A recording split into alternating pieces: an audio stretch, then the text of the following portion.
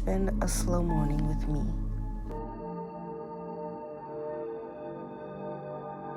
I finally dedicated a space for my prayer, reflection, meditation, and journaling. To me, meditation and prayer go hand in hand. You'll see me right now as I get settled in. I raise my crown chakra to the sky or to the Lord, and I ask Him to fill me up with the energy that I need. And all that meditation is sitting in silence, letting any thought that comes to your mind go. So like meditation, I use prayer to see what thoughts come to my mind that are stopping me from being in complete peace, and I ask the Lord to remove them for me. Leaving all my burdens and stress to Him at the beginning of my day. I also am working on getting in the Word more, so as you see, I'm reading the Bible. I genuinely did not know where to begin, so I started at the beginning for probably the 100th time. Today, I read about Cain and Abel. I was so into it like it was a drama. I'm like, why? Why would he do him like that? But it just reminded me that there really is darkness and evil in this world, and that is why I need to stay prayed up and protected. I'm genuinely so thankful for the life that I have and how protected that I am. So as you can see here, I'm journaling in my gratitude journal. I use this very sparingly because I genuinely love it so much. It is really intentional with its questions. So I hope if you don't mind, I would like to share a little bit of what I wrote today. The quote of the day: I am contracting continually a debt of gratitude, which time will never see canceled. There is a treasury from which it will be repaid, but I do not dispense its stores. I don't fully understand it, so what does it speak to me? So I'm going to read it a few more times. I am contracting, which I think means taking, continually, so continuously, constantly, a debt, so an overwhelming amount of gratitude, which time will never see canceled. Basically saying I'm going to continuously feel this overwhelming amount of gratitude, and no time will ever change that. It's like almost like the only good form of debt there will ever be. And there is a treasury from which it will be repaid. In my eyes, these can probably be interpreted in any way, but for me, the treasury would be God. There's a treasury from which it will be repaid. Like this amount of gratitude debt that I have, that's why I'm sitting here reading the Bible, praising God, journaling, reflecting, and just all around being thankful, because I have so much overwhelming gratitude that I don't know what to do with it. I can't repay it. But there's a treasury from which it will be repaid. So, I believe that treasury is God. He is where all this goodness is coming from. I hope that the Lord blesses me in a way that I can repay Him by hopefully spreading the joy that He has given me. Amen. That's how I'm going to interpret that. But I do not dispense its stores. Basically saying once again that it's not going to come from me. It never has and it never will. All the glory is to God. Amen. So I'm going to write that down.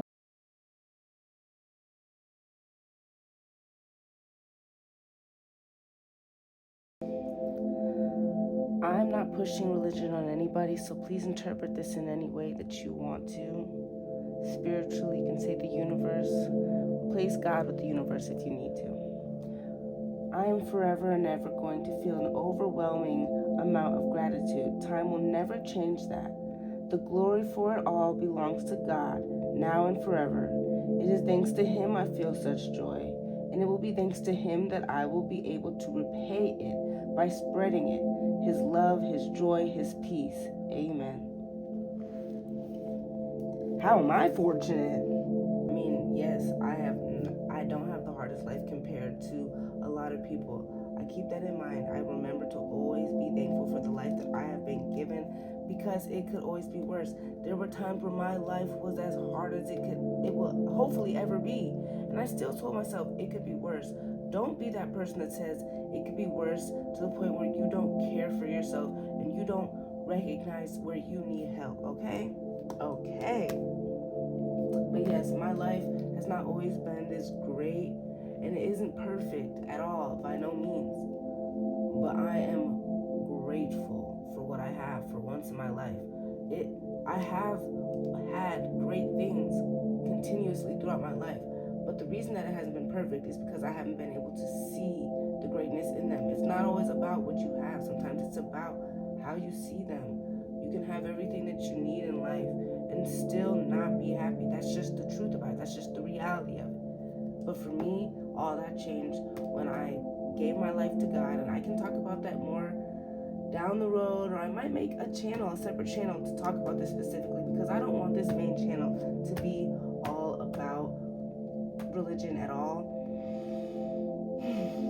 But I say all this to say that the moment that I gave my life to God, my perspective changed, and that's when my life really began, and I was able to take on this cold, dark, evil world with a positive, bright, colorful mindset. And even though the world is still dark and cold and hard, I've created a space here where that doesn't have to be the case. And every morning and every night, you can take some time to remind yourself that that is not life. That is the world, but your world is what you make of it. Life is what you make of it. And I'm saying this in the mirror because I need to remind myself these things all the time. It's called mirror work. Give it a try, guys.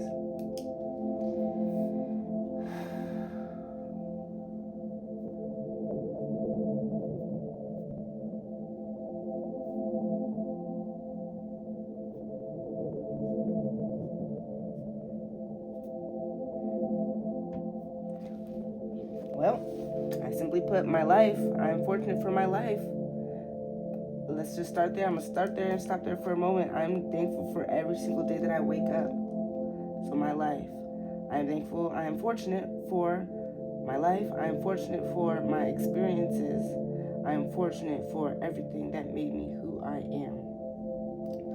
And obviously everything that I have, but that's already given.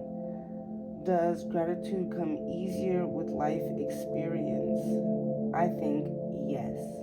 Because when you're young, you just are too overwhelmed by everything that's going on around you to realize everything that you have.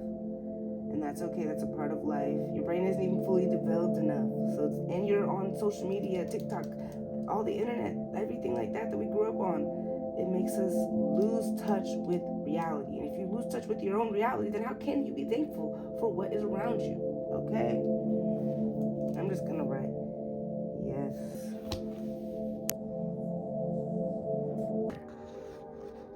An undated 12-month planner to get it done and feel good. Plan your to-dos and take care.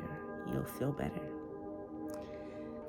You want to do all the things, especially the fun, soul-nourishing things that make you feel good. This planner will cheer you on as you get goals, or as you set goals, write to-do lists, and practice self-care for a whole year. This is exactly what I've been looking for. I got this as a gift years ago, and I'm finally gonna use it. Now it is February, so I'm a month late. So today I'm gonna try to find where the month ends. I'll probably go back and fill in the dream board and maybe do a few of the reflections if I remember any of the weeks. But I'm probably just gonna find the end of the first month, write a bit of a reflection, and get started on the next.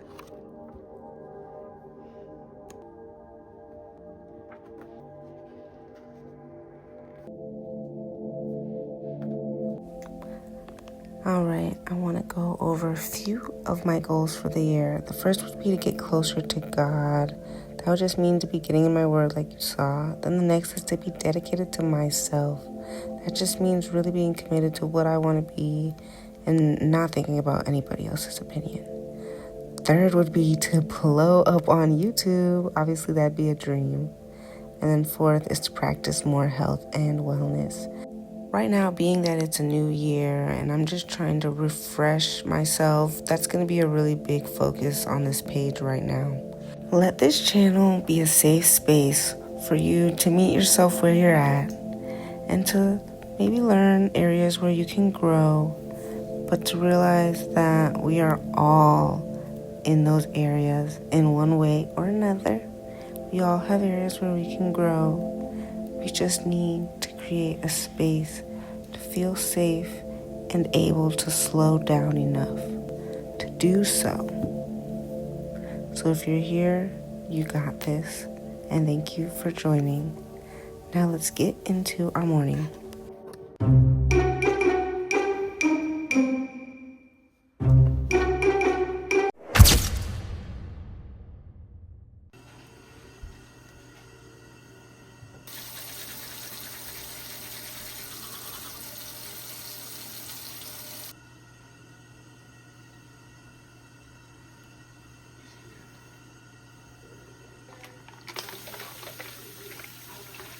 It's winter, y'all, so moisture. I add some water, then to seal it in. We got some grease. I always massage that stuff into my edges because I feel like there's alcohol in those gels, and that's why my edges are always just like dry. Like, is anybody else's edges a whole different texture than the rest of their hair? But yeah, now I'm oiling in my head, and those two products are both from the dollar store. Like, there's no excuse not to moisturize. No, I'm just kidding. But seriously, they're actually so good. So don't sleep on the dollar store beauty products. I feel like a lot of people know this, but for real, if I'm putting y'all on, like, definitely go check it out. And y'all, that effortless edge look is far from effortless. If you know, you know.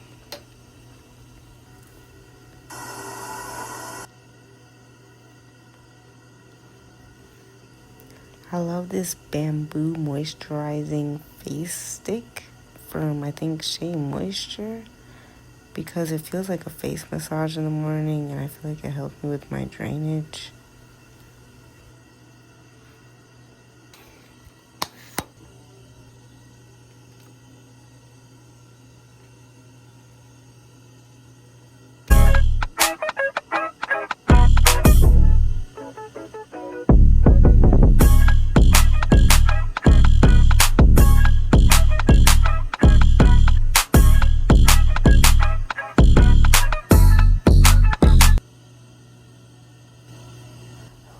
Okay, she feeling herself. Simple fit for the day because I'm literally not doing anything. I'll be staying inside and editing all day today.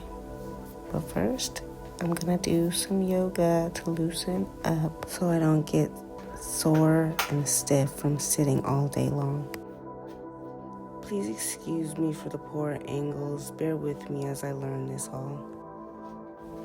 I would like to invite you to join me in some movement. If you are laying down, it never hurts to get up for a little while and just move your body. Movement is healing.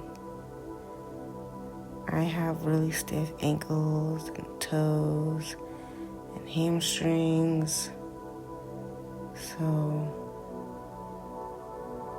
some of these moves are difficult for me, but I still do them because every day it gets easier and easier.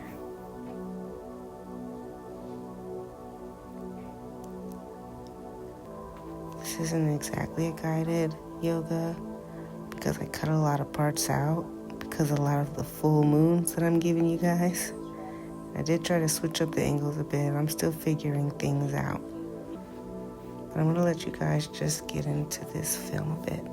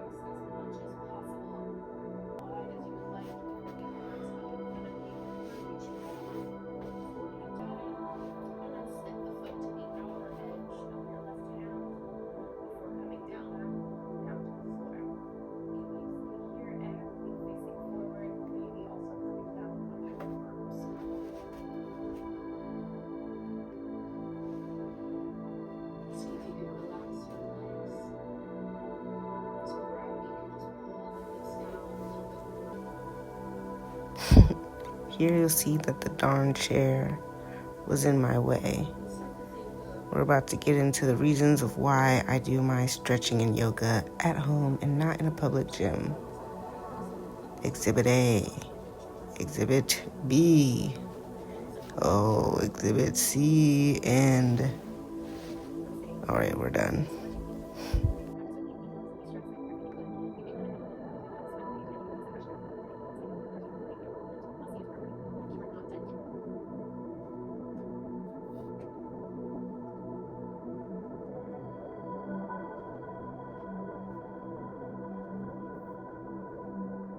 Here I am at the end of the yoga session, just feeling out my body, seeing what needs some more movement, some more loosening up.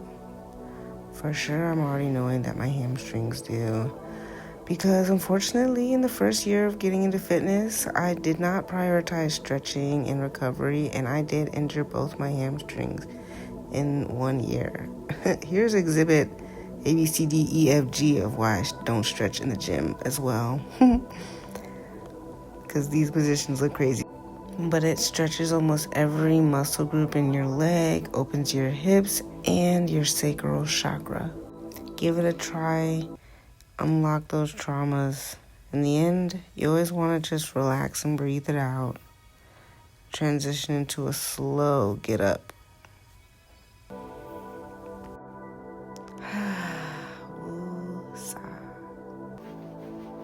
And now, before I turn into a potato, I will play some piano.